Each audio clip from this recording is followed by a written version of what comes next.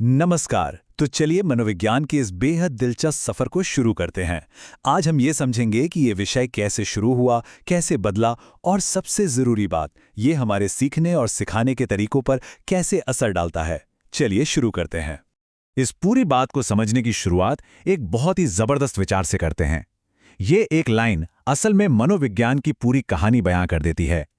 कैसे ये आत्मा के अध्ययन से शुरू हुआ और आज व्यवहार का विज्ञान बन गया है। तो सवाल ये उठता है कि मनोविज्ञान ने ये सफर तय कैसे किया।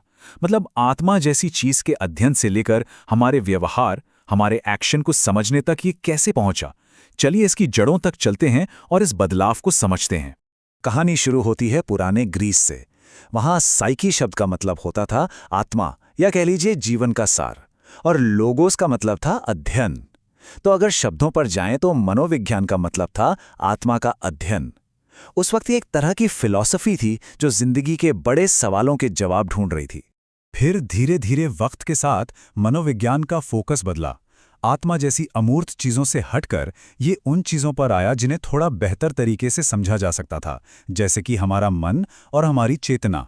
ये कह सकते हैं विज्ञान की तरफ इसका पहला बड़ा कदम था। और इस पूरे सफर के बाद आज हम यहाँ पहुँचे हैं। आज मनोविज्ञान की परिभाषा है व्यवहार और मानसिक प्रक्रियाओं का वैज्ञानिक अध्ययन। मतलब वो चीज़ें जिन्हें हम देख सकते हैं, माप सकते हैं और वैज्ञानिक तरीके से परख सकते हैं। अब जब हम मनोविज्ञान की इस वैज्ञानिक परिभाषा को समझ गए हैं, तो चलिए इसके एक सबसे जरूरी हिस्से पर आते हैं, सीखना। आखिर हम सब नई चीजें कैसे सीखते हैं, नए विचारों को आपस में कैसे जोड़ते हैं। सीखने की पूरी प्रक्रिया की जड़ में एक बहुत ही सरल सा आइडिया है, साहचर्य यानी एसोसिएशन। मतलब चीजों को एक दूसरे से जोड़कर सीखना। और इस आइडिया को समझने के लिए पावलोव के मशहूर एक्सपेरिमेंट से बेहतर कुछ भी नहीं है।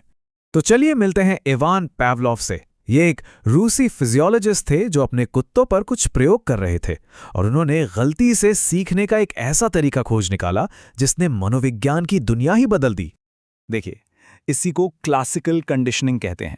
कितना दिलचस्प है कि कैसे घंटी की आवाज जैसी एक आम सी चीज एक बहुत ही मजबूत शारीरिक प्रतिक्रिया पैदा करने लगती है। तो हुआ ये कि जब कुत्ते को खाना दिया जाता, जो कि एक प्राकृतिक चीज है, तो उसकी लार टपकती थी। फिर पावलोव ने खाना देने से ठीक पहले घंटी बजाना शुरू कर दिया और ऐसा बार बार किया। धीरे धीरे कुत्ते ने घंटी की आवाज को खाने के साथ जोड़ना सीख लिया और नतीजा, अब सिर्फ घंटी की आवाज सुनकर ही उसकी लार टपकने लगती थी। ये एक सीखा हुआ व्यवहार था। तो अब ये सवाल उठता है कि पावलोव के इन कुत्तों का हमारी आज की क्लासरूम से क्या लेना देना। भाई बहुत गहरा कनेक्शन है। एसोसिएशन से सीखने का यही सिद्धांत हमारी शिक्षा प्रणाली के नींव में काम करता है। और यहीं पर एंट्री होती है एजुकेशनल साइकोलॉजी की। ये मनोविज्ञान की वो ब्रांच है जो इसी बात को समझने की कोशिश करती है कि अलग अलग उम्र के लोग सीखते कैसे हैं, और फिर इन्हीं सिद्धांतों का इस्तेमाल करके सिखाने के बेहतर तरीके बनाए जाते हैं। अगर हम पुराने जमाने के टीचिंग मॉडल्स को देखें, जैसे हर्बार्टियन मॉडल, तो उनका पूरा जोर सिर्फ रटने और याद करने पर था। चलिए देखते हैं कि उस सिस्टम में टीचर और स्टूडेंट का रोल क्या होता था। इस टेबल को देखिए, तस्वीर बिल्कुल साफ हो जाती है। ये एक टीचर सेंटर्ड सिस्टम था। टीचर ही ज्ञान का केंद्र था और स्टूडेंट का काम था बस उस ज्ञान को बिना सवाल किए लेते रहना। खुद की सोच या समझ के लिए कोई जगह ही नहीं थी। लेकिन अच्छी बात यह है कि हम वहां रुके नहीं रहे। मनोविज्ञान की हमारी समझ जैसे जैसे बढ़ी, वैसे वैसे एक टीचर की भूमिका को लेकर भी हमारी सोच बदली। अब हम जानते हैं कि अच्छा सिखाने का मतलब सिर्फ जानकारी देना नहीं होता। आज हम शिक्षण को एक प्रॉपर प्रोफेशन के तौर पर देखते हैं। एक ऐसा प्रोफेशन जिसके लिए सिर्फ किताबी ज्ञान ही नहीं, बल्कि सिखाने का हुनर और बच्चों के ओवरऑल डेवलपमेंट के लिए एक कमिटमेंट भी चाहिए। ये सिर्फ एक नौकरी नहीं, एक बहुत बड़ी जिम्मेदारी है। तो बदलाव क्या आया? बदलाव ये है कि शिक्षक का रोल एक बॉस से एक गाइड का हो गया है।